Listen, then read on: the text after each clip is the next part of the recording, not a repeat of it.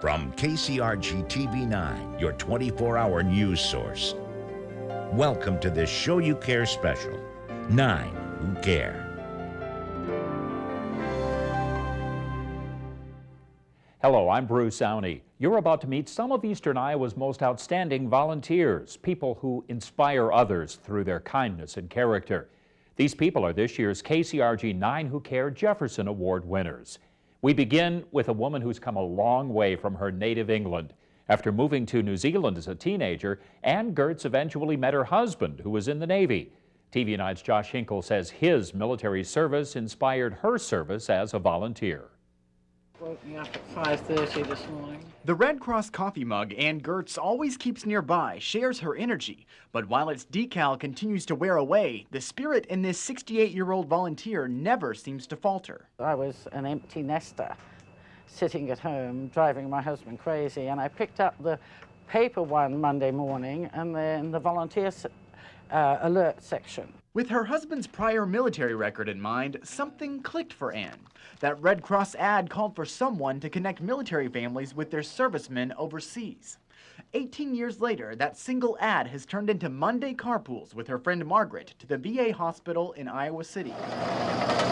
They sort through nearly 1,000 pieces of mail each trip. The letters contain veterans' requests for prescription refills. The jurisdiction of this Veterans Hospital is quite large. It's mostly all of eastern Iowa and parts of Illinois. Ann also makes and helps organize 2,000 holiday snowflakes for families who've recently lost a veteran. She also knitted and gathered about 200 lap robes for veterans in wheelchairs last year alone. Sometimes we feel like packed mules coming in the door with all this stuff. She brings a lot of happiness and smiles to others, so keep doing it. The only reason I hang around her is that English accent. No, not really. She's very good at what she does. To think it all started 18 years ago with a newspaper ad and an empty nester worried about driving her husband crazy. Yes, he was thrilled to death. By helping thousands of others, Ann also found a side of herself she never knew before. Changed my life. I have been able to do things that I didn't know I was capable of doing just by being a volunteer. Josh Hinkle, KCRG, TV 9 News. Ann says her most rewarding Red Cross experiences involve reuniting families around the world who were torn apart by things like war and immigration. What do you get when you combine a strong work ethic, a love of children, boundless energy, and the golden rule? Well, TV 9's Scott Sanborn has the answer. Well, of course, you know, I was always raised to do unto others and to help others. That's the way And that's exactly what Mary LaRue has been doing most of her 75 years. Mother of 5, retired after more than 30 years at the University of Iowa, Mary still works part-time for Ask Me Local 12. But it's what she does for free that truly enriches her life and the lives of people she touches. And I go out once a year right before the party and pick up tons and tons of placemats and decorations. Mary shows me pictures of the HACAP Homeless Children's Trust Christmas party. She organizes more than 250 volunteers to provide food, entertainment, and presents for underprivileged kids. These are all children who have been in transitional housing or on the streets, are really children who are really in need. Mary's also in charge of the HACAP back-to-school shopping program that provides school supplies, backpacks, even socks and underwear for needy students. I think it's very important for people to realize that there's a lot of folks that aren't near as well off as they are. And, you know, there's a lot of ways to help.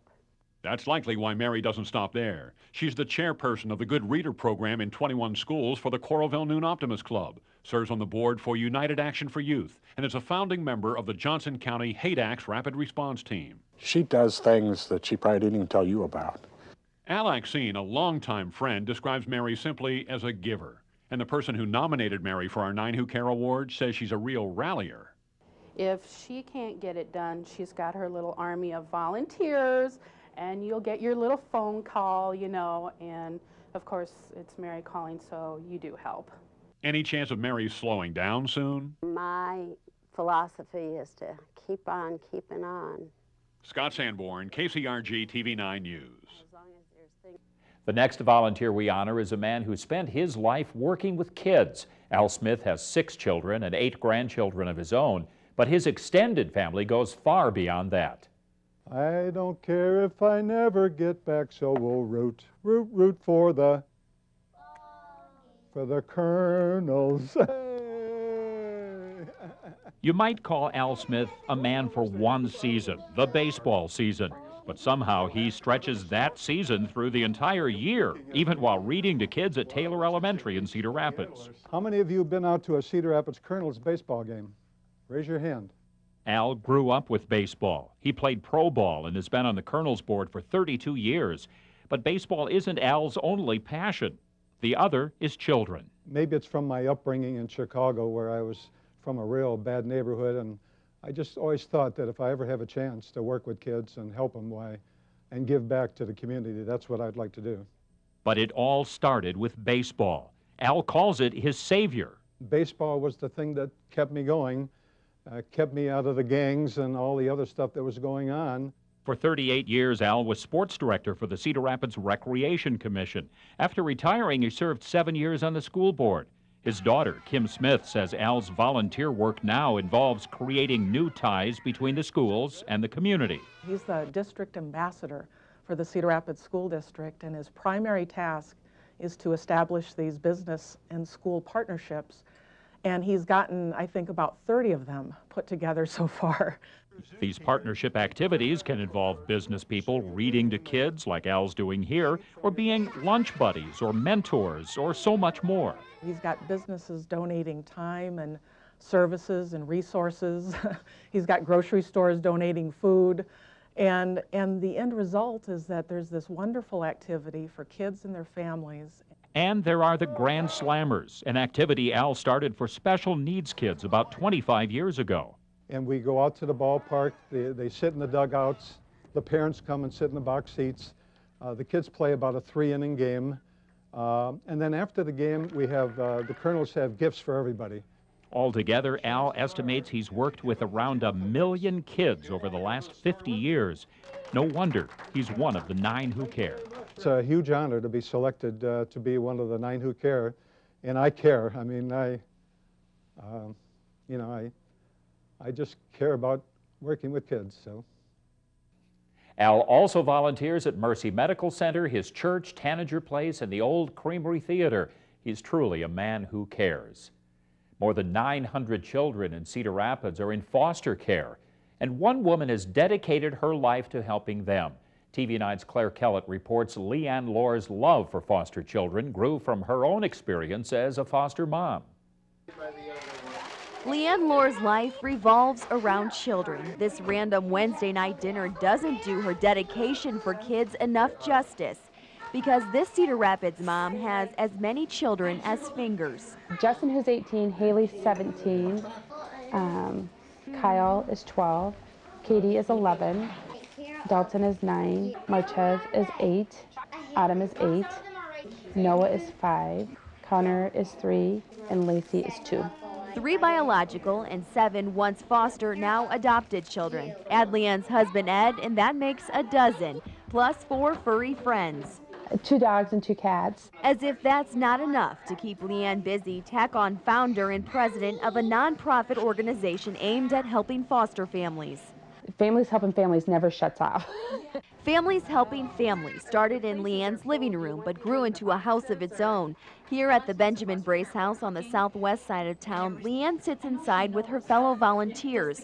This is a place where foster children can enjoy supervised visits with their biological parents or shop for free clothes downstairs in what's compassionately called Love's Closet. They say, I just got a child. They came with the clothes on their back. Can you help me? Help is always available at moment's notice. Foster families can take anything off these shelves. And each foster child gets a free pair of brand new shoes every year through the organization's Shoe Voucher Program. Last year, 2007, we did 251 shoes. And helped hundreds more foster kids transition back to school last August. This year we helped 600 kids, new book bags, school supplies, free haircuts. Such programs take a lot of begging, getting free items from the community. But the other volunteers say Leanne never takes no for an answer. She has a huge heart. She just really does whatever she can to make things happen for these children. But Leanne is always last to take credit and first to praise the other volunteers, her husband and her children. It's a team effort all the way around. A team effort that helps foster children feel as special as Leanne's own children. In Cedar Rapids, Claire Kellett, KCRG TV9 News. Coming up, meet a young lady who's had a lot of tough calls, and she's saved lives doing it. We'll be right back. The Show You Care special is brought to you by Collins Community Credit Union, Cedar Rapids Toyota Scion, Carlos O'Kelly's, and Mercy Medical Center. Welcome back to our 9 Who Care special. The American Association of Suicidology says every 16 minutes someone in the U.S. commits suicide. But TV9's Justin Foss explains it's the mission of our next 9 Who Care winner to reduce that number. Crisis Center. Sarah Benson and her fellow volunteers get about 30 calls a day at the Crisis Intervention Center in Iowa City. Their biggest job is talking to people who are thinking about committing suicide. Yeah, you feel like the world that you knew. On this day, she's only showing us how the calls go. We can't listen to a real call because everything they do here is confidential. While suicide is a pretty heavy topic, Sarah handles the calls pretty well. After all, she's been picking up the phone for 5 years. And I really like helping people. Sometimes the calls are really hard, sometimes they're really frustrating, but they can also be really, really rewarding. So I do what I do, not because I'm trying to be this great volunteer, but just because I really like doing it. Carrie Neblett is Sarah's boss. She nominated Sarah for this year's 9 Who Care Award. On average, volunteers on the crisis line put in about 12 to 15 hours a month. Sarah puts in 110 or more hours a month. Those 110 hours aren't easy. Sarah routinely pulls the overnight shift, waiting for someone in crisis to call and wake her up. Sometimes the calls she gets stick with her. I did get a call where someone indicated they wanted to kill themselves and then ended the call. And I couldn't do anything about that. That was just, I had to be okay with that. Sarah knows she won't save everyone, but she has saved someone, and that is all that matters. You leave feeling you did good, you know, because we're not trying to harm anyone. We're hopefully not doing any harm. So you leave feeling like you did something good. All because she cared. In Iowa City, Justin Foss, KCRG TV9 News. Each year, most of our 9 Who Care winners are individuals, but this year, for only the second time, we honor an entire family. TV9's Dave Fransman says the Childers of Marion follow the motto, do good and do it together. As a homeschool family, Julie Childers, along with her kids Caleb, Dylan, and Allison, have flexibility with their lesson plans. So once or maybe twice a week, they close the books for a while at home.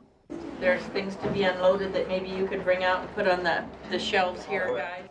And they drive to the Aid the Women office in Cedar Rapids. There they can learn some lessons of life, helping others. I want them to have a heart to serve other people while they're children, and when they're adults, I want them to serve their community no matter where they live. And it helps me know that not everyone is as fortunate as I am. Julie Childers and her husband Joe have given their time to various groups over the years, but they started coming here as a family group only last summer. We've had people just appreciate the kids coming in and comment, you know, how helpful they are, how polite they are, how they work so hard when they're here. The kids stock pantry shelves and do other chores.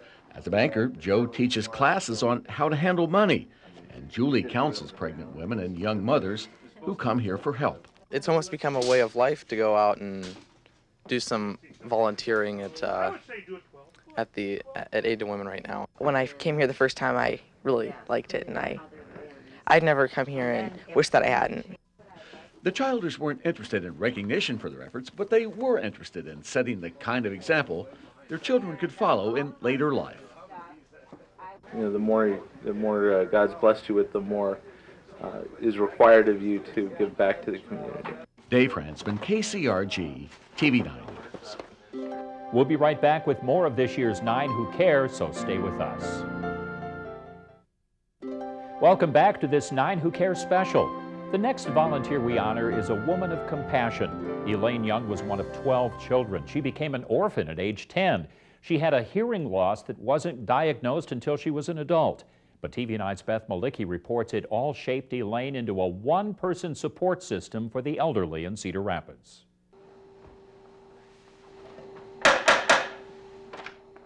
Elaine Young is making her rounds, checking on 92-year-old Anna Sears. Much less swelling on there than it was. And it's not important. Anna broke her finger in a fall. She lives alone, but is never lonely because of Elaine. If you need to know something, she'll come and help you. She'll take you to the doctor. You ask her anything about health. It seems like she knows everything. She can help you every way. Anna is one of a dozen people Elaine visits every week. With 47 years of nursing experience at St. Luke's Hospital, she can ease their medical concerns. Her only compensation for these house calls is appreciation. It's just wonderful to see that they really know that somebody cares and they're loved, which they are. Without Elaine, many of the people she checks on would likely be in nursing homes. She shuttles them to appointments, keeps tabs on what they eat and how much, and most of all, provides them with company from someone who cares. Anybody she knows, she helps them out, that's for sure. She's a wonderful person. An unsung hero who quietly shares her skills as a nurse and talents as a humanitarian. Joy comes from who you are and what you give, not what you have and what you get. Okay. Love you and thank you. You're welcome. One stop of many on Elaine Young's daily rounds. Doctors recently discovered Elaine Young has Parkinson's, but she says that won't stop her from helping others. When a woman experiences the horrors of rape, Julia Labua's calm, comforting voice helps soothe her pain. She volunteers at Iowa City's Rape Victim Advocacy Program. But now doctors have discovered Julia has cancer. She's currently in chemotherapy and is too ill to be interviewed. But TV9's Mark Geary found people who can share her story. Rape Crisis Line. Strangers spend hours sharing intimate, horrifying details with Julia Labua. Just the sound of her voice puts people at ease, and also it's a confident voice that I think people are looking for when they're in need of comfort. When Julia answers the Rape Crisis Line, victims are often scared and overwhelmed. Do you want to tell me a little bit more about what's going on right now? She's able to at once kind of make small talk that will help ease the situation, and also then be able to just kind of go through what the options are, what the issues are. Julia never knows what happens to the victims she helps. Okay, all right. Thank you again for calling. The whole process is anonymous. What she says is her closure is to remind herself that she provided something for that person that they really needed at the worst possible time in their life. To know that there are people like Julia who care deeply about the issue and who are willing to get up and talk on the phone for, at 4 in the morning with somebody, and who are willing to do that on an ongoing basis over several years, it is an amazing thing. Even though Julia will always be a stranger to the people she helps, the Rape Victim Advocacy Program knows her well. She's the voice of strength for people who all too often stay silent. In Iowa City, Mark Geary, KCRG, TV9 News. When we come back, you will meet our final 9 Who Care winner, and you will learn who goes to Washington, D.C. to compete for a national award. Stay with us. Every year, Charlie Becker from Camp Courageous has nominated a camp volunteer for 9 Who Care. But this year, Charlie went outside the program. And TV9's Steve Nichols says that proves this volunteer is extra special. As executive director of the Herbert Hoover Foundation, Becky Allgood preserves Iowa's legacy. She's responsible for raising money to keep open the monument dedicated to Iowa's only president. That's part of her life. The other is dedicated to completing the mission thrust upon her by her son. He was about the most happy-go-lucky kid you'd ever met. Was Jared playing out his jumbo dream the night he died? The story's been told 1,000 times. A happy and healthy, all-American young man inexplicably kills himself by running onto the highway and is hit by a truck. Or so police initially thought. I knew, and it made me sick. It just made me sick. Jared Allgood's death 15 years ago was never officially ruled suicide. Doctors and his mother believe he was sleepwalking along the highway on an Iowa winter night, nearly naked, when a semi struck him. It turns out Jared had a sleeping disorder. He was a textbook case. Today, thanks in large part to his mother, his story fills the textbook. She's helped propel some of this into the public eye so that scientists are able to get funding. Dr. Mark Dyken runs University Hospital Sleep Center. He says Becky's tireless efforts saved countless lives and raised unprecedented dollars. That's why she's a Jefferson Award winner. Jared's death wasn't in vain, that there's a lot of good that's going to come out of it. The worst thing in the world for a parent is finding out their child is dead. But out of this nightmare, Becky stands tall. With a will she says is more her son's than her own, Becky, doctors, and Senator Tom Harkin created the National Center for Sleep Disorders. I think she opened people's eyes to disorders that have been here since the time of the Romans. Losing her son has pushed Becky to warn millions of people of the real dangers of sleep disorders. You know, I just want to help people, and because I know Jared would too. This has become her other legacy, and it's stretched worldwide. In West Branch, Steve Nichols, KCRG TV9 News.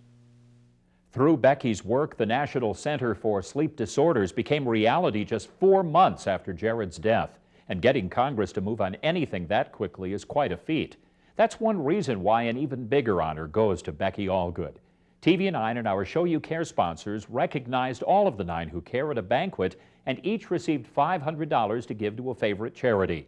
But Becky will now go to Washington, D.C. for a Jefferson Awards national competition for one of 5 Jacqueline Kennedy Onassis Awards for public service. You can see Becky's story again, as well as all of the others, at kcrg.com. Congratulations to them all, and thank you for joining us for this Show You Care special.